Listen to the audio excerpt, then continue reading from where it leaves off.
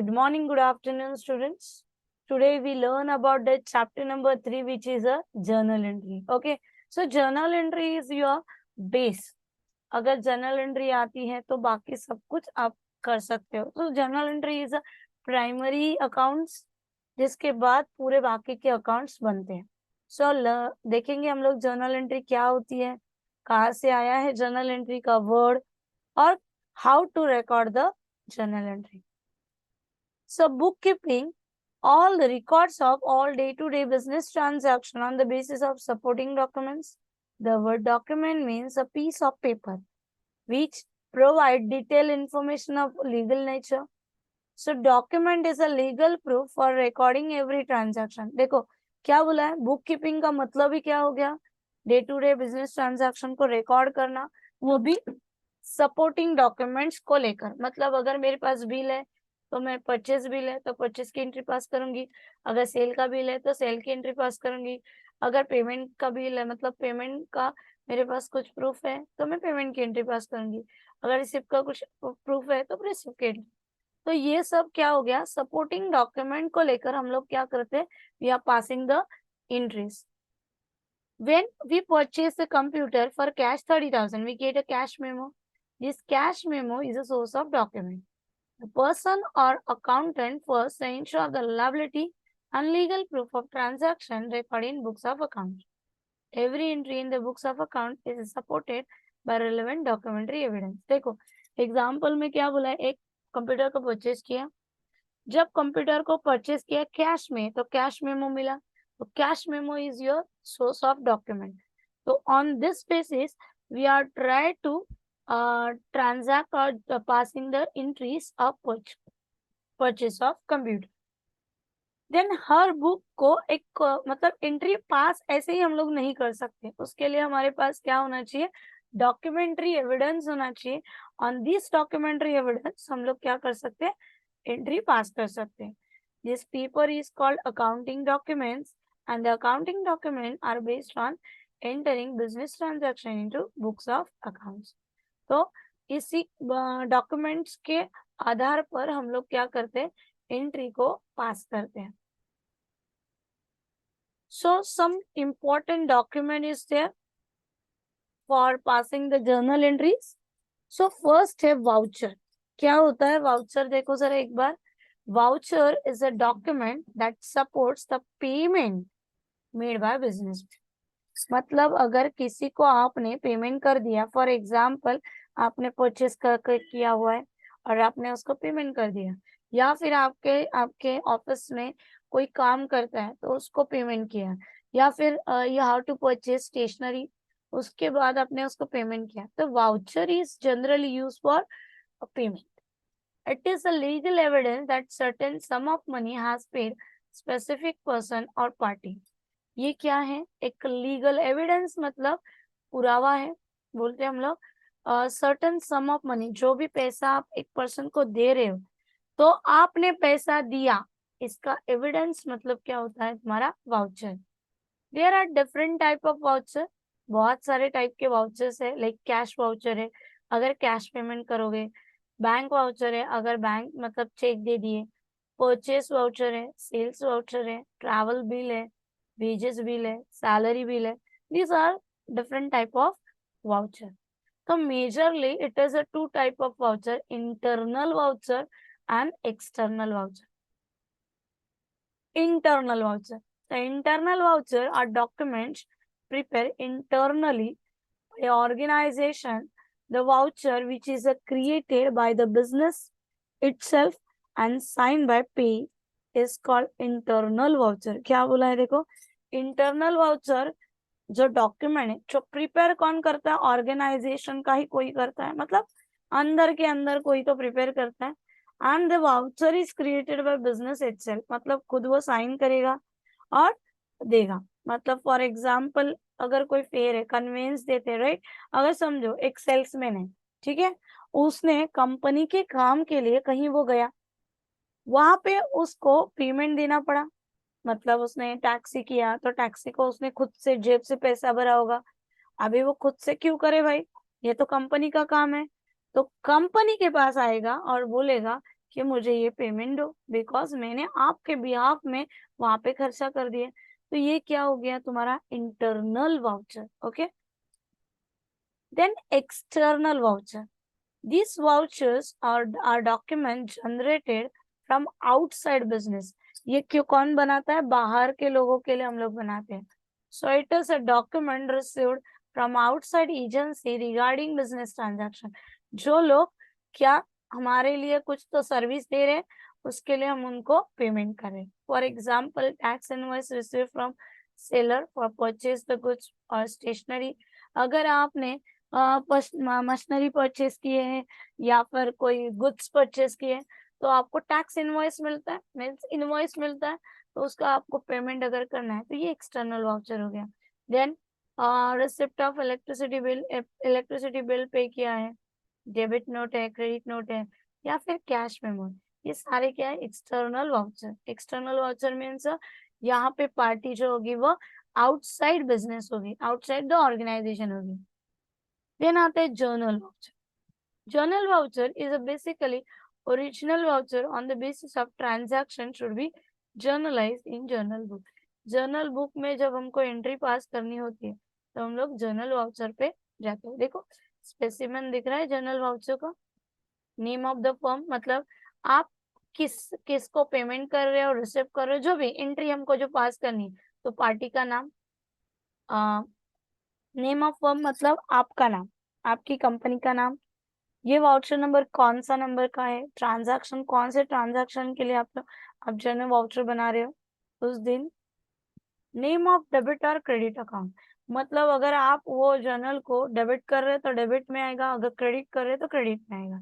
Then amount लिखोगे, in rupees में लिखोगे, अप्रूव मतलब ऑथराइज एंड अप्रूव, अप्रूव कौन करेगा, जो जर्नल वाउचर बनेगा वो अप्रूव करेगा, ऑथराइज कौन करेगा, जिस मतलब जैसे देखो एक होता है जो अकाउंटेंट होता है, एक होता है वो टॉप लेवल मैनेजमेंट में आता है, तो इनकी सिग्नेचर यहाँ पे आएगी। ओके, सो ऑथराइज हमेशा टॉप मैनेजमेंट को दिया जाता है। ये हो गया आपका जर्नल वाउचर। आते हम लोग कैश वाउचर पे। So evidence of cash payment and cash receipt is a cash voucher. अगर आपने कैश पेमेंट किया है या फिर कैश को रिसीव किया है, ठीक है, तो उस वक्त हम लोग क्या करेंगे, कैश वाउचर बनाएंगे। देखो कैश वाउचर, कंपनी का नाम, किसको पे किया, पे of, account of, debit amount कितना अमाउंट डेबिट हुआ है, और अमाउंट, देन प्रिपेयर किसने प्रिपेयर किया, पास और सिग्नेचर, रिसीवर सिग्नेचर, और पेमेंट जिसने किया है उसका सिग्नेचर। तो ये हम लोगों का एक कॉपी हो जाता है, जिसको जिसको हम लोगों ने, देखो बैंक के ट्रांजैक्शन बैंक स्टेटमेंट में आ जाते हैं, बट अगर आपने किसी को कैश पेमेंट दिया है तो वो कहाँ रिकॉर्ड नहीं हो पाता ना, तो कैश वाउचर में रिकॉर्ड करके हम लोग एज अ एविडेंस उसको रखते हैं। देन आता है हम लोग टैक्स इनवॉइस। टैक्स इनवॉइस मतलब it is general invoice. Okay, ये इसको हम लोग परचेस इनवॉइस भी बोल सकते हैं।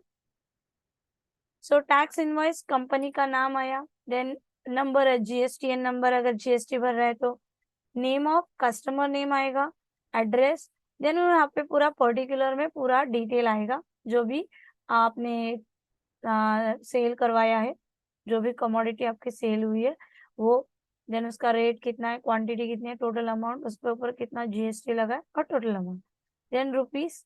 अगर आपने पेमेंट अगर आपको पेमेंट रिसीव हो रहा है, ठीक है, तो आपको इसके लिए आपको बैंक डिटेल देनी पड़ेगी, आपका कौन से बैंक में अकाउंट है, कौन सा बैंक है में, देन उसका ब्रांच कौन सा है, अकाउंट नंबर कौन सा है, ये पूरा डिटेल आपको देना पड़ेगा, ताकि वो जो बंदा है, जो कस्टमर है, वो क्या कर सके, आपको बैंक थ्रू या फिर ऑनलाइन थ्रू पैसे ट्रांसफर कर सके। तो ये हो गया आपका इनवॉइस। देन आते हैं हम लोग क्रेडिट मेमो। क्या होता है क्रेडिट मेमो, देखो a credit memo it is known as a invoice और bill. When the goods are purchased on credit basis, a seller prepare the credit memo, a sale invoice or tax invoice, and send to customer along with the articles. When the same memo is issued by buyer is known as an inward invoice, and same treated as a outward invoice by seller. Therefore, credit memo is a statement given the seller to customer providing detailed goods sold for which certain amount become due from customer. Okay, पहली बात तो अगर आप cell कर रहे हो तो कोई ना कोई तो उसको परचेज भी करेगा, राइट? तो क्रेडिट मेमो का मतलब होता है बिल। ओके, कोई भी हो, मतलब आइदर वो परचेज बिल हो या फिर सेल बिल हो। अगर समझो मैं किसी को गुड सोल्ड कर रही हूँ, राइट? तो गुड सोल्ड कर रही हूँ तो मैं ऐसे ही जाके गुड सोल्ड थोड़ी करूंगी, उसके साथ बिल रहेगा। तो बिल में पूरा डिटेल रहेगा, कौन सा गुड्स है, उसका रेट क्या है, टोटल अमाउंट क्या है, कितना जीएसटी चार्ज किया, राइट? तो ये पूरा डिटेल जो है वो मेरे बिल में होगा। और मैं अगर सेलर हूँ तो मैं जो बिल सेंड करूंगी उसको बोलेंगे हम लोग आउटवर्ड इनवॉइस। और जो बायर रहेगा, मतलब अदर साइड, जो उस बिल को एक्सेप्ट करेगा, वो बिल को क्या बोलेंगे? Inward invoice. ओके, तो पार्टी के हिसाब से बिल का नाम चेंज हो जाता है, बट इसको क्रेडिट मेमो बोलते हैं। Okay, then receipt. In a modern business increase profit, businessman sell goods on credit. देखो, आजकल ऐसा हो गया है कि कैश में ट्रांजैक्शन रेयर हो गया है। अभी मैक्सिमम हम लोग क्या करते हैं? क्रेडिट में, मतलब उधारी पे ट्रांजैक्शन करते हैं। So payment will be made on future date. तो पैसा कब मिलेगा? आगे जाके। At the time of making payment, a receiver required to acknowledge the payment. Of this purpose, the document is prepared is known as receipt. मतलब समझो, goods आपने cell कर दिया, पैसा अभी वो नहीं दे रहा है। अगर अभी दे देते तो हम लोग कैश मेमो पास कर देते थे, पर अभी उसने पैसा नहीं दिया, वो आगे जाके आपको पैसा देगा 1 महीने के बाद। जब वो पैसा देगा तो हम लोग क्या बनाएंगे? रिसिप्ट बनाएंगे on the basis of the document entry made in cash. तो रिसिप्ट, किसने रिसीव किया, उसका नाम, कितना, क्या चेक चेक दिया, कैश दिया, डीडी दिया, जो भी दिया, पूरा डिटेल हम लोग यहाँ पे भर देंगे। ओके, और ये हमारे लिए क्या होगा? डॉक्यूमेंट्री एविडेंस होगा। Okay, as a receipt of amount. Next आते हैं, नेक्स्ट कॉन्सेप्ट है हमारा cheque. While dealing with the business transaction, businessmen use the different types of check to make the payments for sending money from one place to another. देखो, अगर हम लोग एक जगह से दूसरी जगह पे जा रहे हैं, ठीक है, तो कैश कितना पेमेंट करेंगे ना, तो हम लोग क्या करते हैं? We are using the cheque. Cheque book facility is given by bank. Bank, अगर आपने बैंक में अकाउंट ओपन किया तो आपको बैंक चेक फैसिलिटी देता है। So account holder who maintain the certain minimum balance, मतलब कुछ तो पैसा होना चाहिए बैंक में, तब बैंक आपको क्या देगा? चेक बुक देगा। The check is an order issued to account holder is a banker to pay demand on stem amount, sum of money, or to order a specified person or to bearer. देखो, check मतलब क्या हो गया? आप order दे रहे हो, किसको order दे रहे हो? बैंकर को ऑर्डर दे रहे हो कि आप ऑन माई बिहाफ, मैं अगर जितना अमाउंट चेक पे लिख रही हूँ, अगर मेरे अकाउंट में उतना पैसा है तो सामने वाले पार्टी को आप दे दो। ये ऑर्डर दे रहे हैं हम लोग बैंक को। The it may be order और it may be bearer. Bearer का मतलब क्या है? ऑन द स्पॉट पैसा मिल जाएगा। The printed cheque book is issue by bank to account holder as per requirement. Printed cheque book मतलब चेक बुक पूरा प्रिंट करके आपको जब चाहिए आप रिक्वेस्ट डाल दो, बैंक आपको प्रोवाइड करेगा। सो चेक का डेफिनेशन देखो जरा। A cheque is a return unconditional order sign by account holder directing a specific banker to pay on demand a certain sum of money only to a person named there is or to bearer। क्या बोला है? Check एक return unconditional order है जिसके ऊपर sign कौन करता है? अकाउंट होल्डर साइन करता है। टू पे ऑन डिमांड, जिसका डिमांड है उसको पे करता है। पेमेंट कौन करेगा? On behalf of you, bank payment करेगा। ठीक है, तो पार्टीज क्या क्या होती है? एक तो होता है ड्रॉवर। ड्रॉवर मतलब क्या? जो चेक को ड्रॉ करता है, मतलब जो चेक के ऊपर लिखता है। Drawee, a bank on whom a check is drawn is known as a drawee. The drawee is always bank. तो बैंक आपको क्या देती है? ये चेक का फैसिलिटी देती है। तो ड्रॉवी कौन हो गया? बैंक। एंड पेई, पेई मतलब क्या? जिसको पैसा हमको देना है। Person whose favour the cheque is issue, जिसके फेवर में हम लोग चेक इशू करते हैं। तो चेक में कंटेंट क्या क्या होते हैं? बैंक का नेम होगा, बैंक का एड्रेस होगा, ब्रांच नेम होगा, देन जिस दिन चेक हम लोगों ने इशू किया वो डेट का प्लेस होगा, नेम ऑफ पे जिसको हम लोगों ने पेमेंट कर रहे हैं, अमाउंट होगा फिगर्स एंड वर्ड्स में, देन सिग्नेचर, देन चेक का number, MICR number, IFSC code और अकाउंट नंबर। तो ये सारे कंटेंट्स होते हैं चेक में। Types of cheque, bearer check, order check and cross check. Bearer check, any person who can get a payment of a check at a counter of a bank. मतलब क्या, आपके पास check मिल गया, आप immediately counter पे जाओ और check दो, तुमको पैसा इमीडिएट मिलेगा। मतलब it is not necessary to open your account. मतलब आपका अगर अकाउंट भी नहीं है बैंक में तो भी उस चेक को आप क्या कर सकते हैं, इनकैश कर सकते हैं। इसको बोलते हैं हम लोग bearer cheque. Any person who hold a cheque and physical present at the counter and sign the same in front of bank। देखो, अगर मैंने आपको बियरर चेक दे दिया तो आपको बैंक में जाना है, आपका नाम उस पे लिखा होगा, उसके बाद आप बैंक में जाओगे, बैंक में जाने के बाद आपको सेम जो सिग्नेचर है वो सेम सिग्नेचर करनी है, तो आपको इन कैश होगा, मतलब पैसा मिलेगा। स्पेसिमेन देखो, यहाँ पे चेक आप लोगों ने देखा हुआ है राइट, तो यहाँ पे डेट होगा, पे किसको पे करना है तो उसका नाम आएगा, यहाँ पे बियरर कट नहीं करना है बिकॉज ये बियरर चेक है। तो कितना रुपया, अकाउंट का नंबर, देन रुपीज कितना, और जिसके अकाउंट है, मतलब जिसका अकाउंट होल्डर है, जिसको पेमेंट करना है, तो इसका सिग्नेचर यहाँ पे आएगा।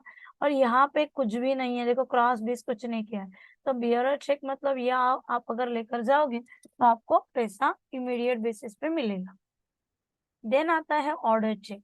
When the cheque is drawn payable to specific person और order is known as a order cheque. मतलब मुझे सिर्फ इसी को ही देना है पैसे, और इसकी जगह और कोई गया पैसे लेने के लिए तो उसको नहीं मिलेगा, तो इसको हम लोग क्या बोलते हैं, order cheque. Okay, so payment of order cheque is made the bank person name mention. मतलब जिसका नाम लिखा है उसी को पैसा मिलना चाहिए। या एक्चुअली बियरर ही है, बट बियरर क्या डिफरेंस है, देखो बियरर और ऑर्डर चेक में। तो ऑर्डर बियरर चेक जिसके हाथ में है उसको पैसा मिलेगा, और ऑर्डर चेक जिसका नाम लिखा है उसी को पैसा मिलेगा। ओके, सो ऑर्डर चेक का specimen same as a bearer है, बट इसमें हम लोग बियरर को कट कर देते हैं। देन आते हैं cross cheque. For safe interest, the account holder and drawing a two parallel line, transverse line on the face of check is called cross check। Cross check मतलब क्या, अगर समझो ये चेक मेरा लॉस्ट इन ट्रांजिट हो गया, मतलब कहीं तो हम लोगों ने रख दिया, भूल गए चेक, कौन सा, बियरर चेक, तो जिसके हाथ में वो चेक जाएगा वो उसको इनकैश कर लेगा, क्योंकि बैंक ने उसको परमिशन दी है, होल्डर ने उसको परमिशन दी है, जिसके हाथ में चेक है उसको पेमेंट कर दो। तो अगर हम लोग गलती से वो चेक किसी के पास चला गया तो बहुत बड़ा नुकसान हो सकता है, इसीलिए क्रॉस चेक आया। क्रॉस चेक मतलब क्या, अगर आपका अकाउंट है तो ही आपको ये पैसा मिलेगा, मतलब it is directly to your bank account. का समझ में आ रहा है क्रॉस चेक का मतलब क्या। तो यहाँ पे बाकी सब सेम है, सिर्फ यहाँ पे दो ट्रांसवर्स लाइन होती है, पैरेलल लाइन होती है, इसी को हम लोग बोलते हैं क्रॉस चेक। मतलब जिसका नाम लिखा है अगर उसका अकाउंट है तो ही ये पैसा उसको मिलेगा। देन क्रॉस चेक अकाउंट पेई चेक रहता है। Across account pay check is similar to cross check, but in this type of check specific person organization deposited check into bank। मतलब समझो, मुझे चेक तो दिया मैंने, बट इसी पर्सन को मिलना चाहिए, इसी के अकाउंट में उसको चेक डालना है, तो अकाउंट पे समझो। फॉर एग्जाम्पल, अगर मेरा अकाउंट है HDFC में, ठीक है, और मुझे है ना अकाउंट पे को देना है चेक, तो मैं वहां पे मेंशन करूंगी अकाउंट पे ओनली। तो सेम बैंक में अगर उसका अकाउंट है तो वो जाएगा उसके स्पेसिफिक अकाउंट में ओनली।